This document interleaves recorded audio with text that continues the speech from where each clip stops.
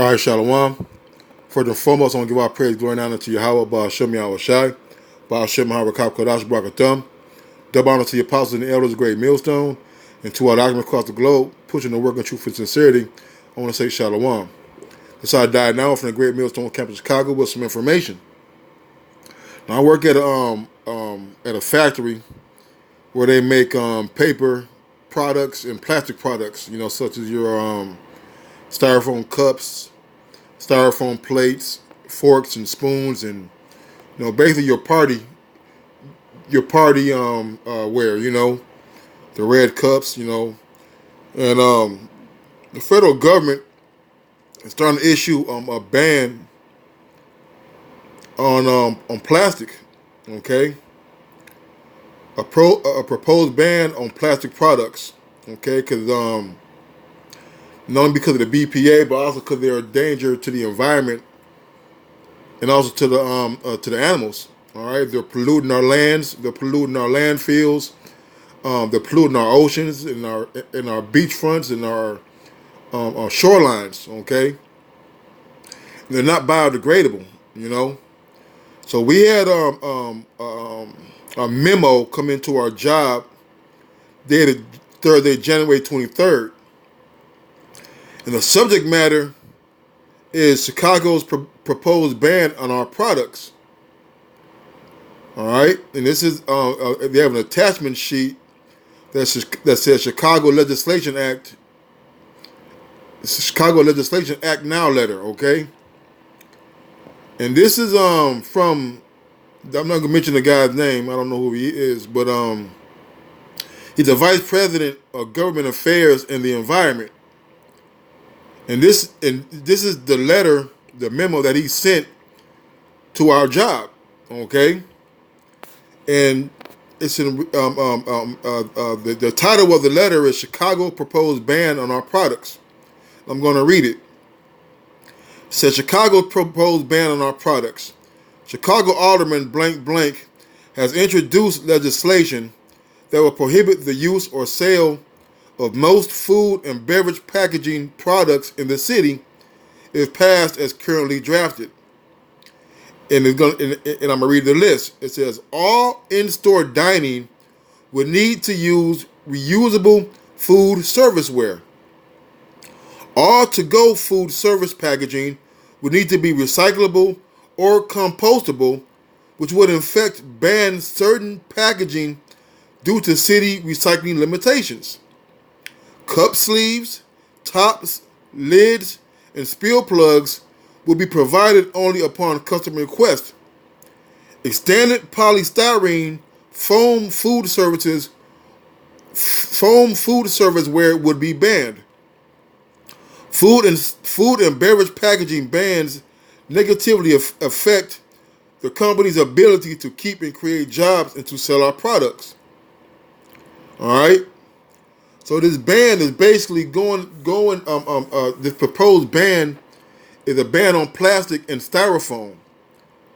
And if the ban takes place, all Chicago restaurants would be disallowed to use any plastic or styrofoam cups, forks, or wares.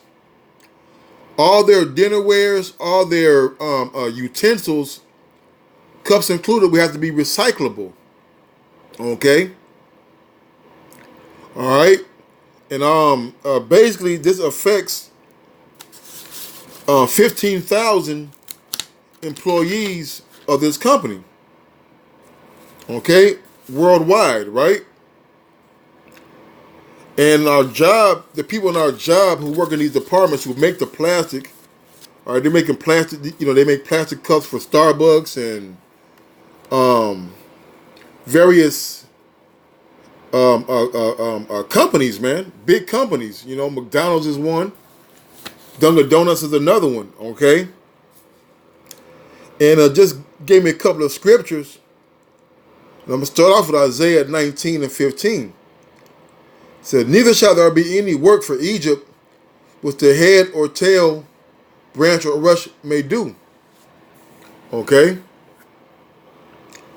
So they're gonna, and 15,000 jobs lost is a great amount of people, man. That's bigger than some cities that we have here in Illinois, man. Okay, we have several departments in our job location that are entirely dedicated to making plastic cups, plastic plates, forks, and spoons, man. Okay? And this is something that's been in the news for the last couple of years about implementing a ban on plastic wares, in which some states have already issued a regulatory ban on these products. You got the people of Greenpeace and the EPA, the Environmental Protection Agency, who are all they are all on board in fueling this push for the ban on plastics, man. Okay, so this is biblical prophecies on the forefront at our job, at my job. Okay, and plastic being cheap is very easy to make, and they're produced on a mass scale by the hundreds of thousands. Hey, I know in our department, we produce hundreds of thousands of these a day per shift. All right, let's get Haggai.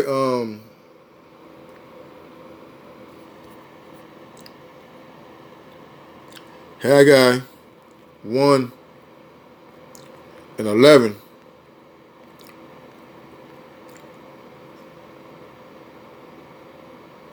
And I called for a drought upon the land, and upon the mountains, and upon the corn, and upon the new wine, and upon the oil, and upon that which is ground, and upon that which the ground bringeth forth, and upon men, and upon cattle, and upon all the labor of their hands, man. All right, so the Lord is causing a drought with the labor of hands.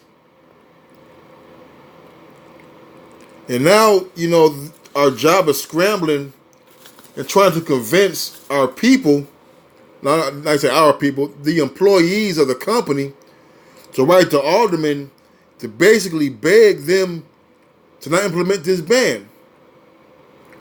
So here we are. We're going to have, I'm sure there's going to be thousands of people, because our job employs over 2,000 people, that they're going to be writing their congressmen, their aldermen, to basically beg them not to have this ban be approved. But yet they want to complain about the toxicity of our air and our groundwater. But yet you're working for a company that produces a great deal of products that are harmful to the environment. This is Isaiah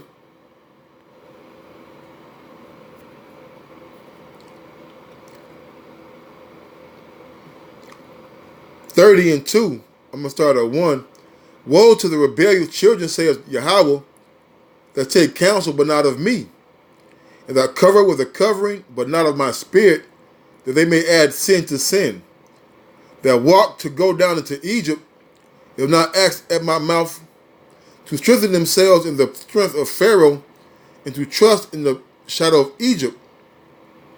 Therefore shall the strength of Pharaoh be your shame, and the trust in the shadow of Egypt your confusion.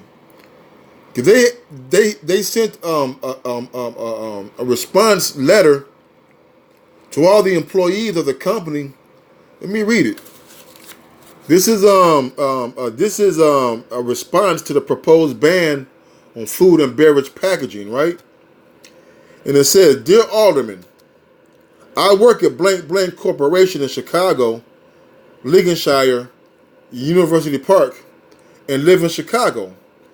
Blank company employs approximately 2,400 people who work and or live in Illinois, and 15,000 worldwide. I respectfully request you oppose Alderman Blank's proposed ordinances that would ban the majority of our products. Products my coworkers and I make right here in Illinois. Okay? So they're basically telling you to write to aldermen and beg them, all right, to oppose this ordinance, this ban, right? And here's what they say. Instead of implementing bans, the city should work with organizations like the Food Service Packaging Institute to see how food service packaging can be recovered and to explore how Chicago can create their own progressive recovery programs. Okay? All right? So in other words, they want to pass the blame onto the food service industry, in which we work hand in hand with the food service industry. Cutting off your nose to spite your face, right? And here goes and here's the ending of it. It says local restrictions on the sale of products we make will negatively affect our company's operations. Please do your part to ensure these good manufacturing and other jobs remain in Chicago and Illinois. I want to keep my job and take care of my family. But if cities like Chicago ban our products, I don't know what will happen. Please vote no on the proposed food service packaging ban. Help keep thousands of jobs in Chicago and the rest of Illinois. Right? So now you want to trust in Egypt and trust in Pharaoh to keep your job, man. When all this is prophesied that is going to happen, man. All right? And what they fail to realize is that not only do our products go in Illinois, they ship across the world. So wherever places, and I know overseas there already is a ban on these wares and on these plastics, man. So the majority of our businesses are majority of the companies that this company ships to are already banning these products. So what you're doing, you're basically fighting against the Lord. All right, and if you go and vote to keep your job, it's just going to be a matter of time before it's implemented, because what's going to happen is that they're going to end up prevailing because they're not going to have any places to ship their goods. So you'll be making all these goods, paying all these people this money to work and produce these goods that they're not going to be able to sell. All right, this is 2nd Ezra 6.